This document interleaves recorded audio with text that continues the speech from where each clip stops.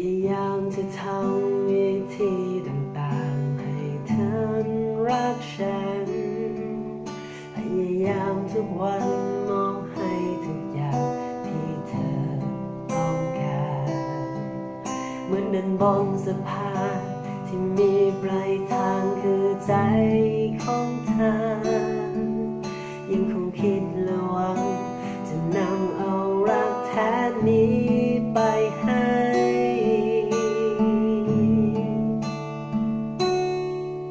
แต่ทำไมเดินมานานๆไม่ถึงสักที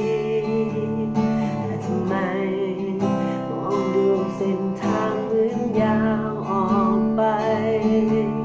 อยากรู้ว่าฉันต้องทำตัวอย่างไรไกลแค่ไหนจนกว่าฉันจะใกล้บอกที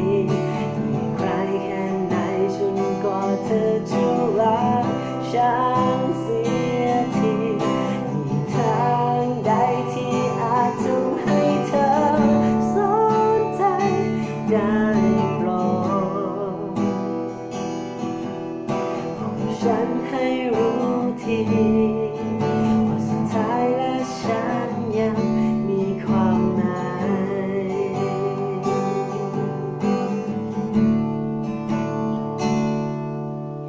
ยังไม่คิดยอมแพ้ฉันเพียงแต่อ่อนล้าก็เท่านั้นภายในใจยังคงรักเธอเหมือนเดิมไม่เคย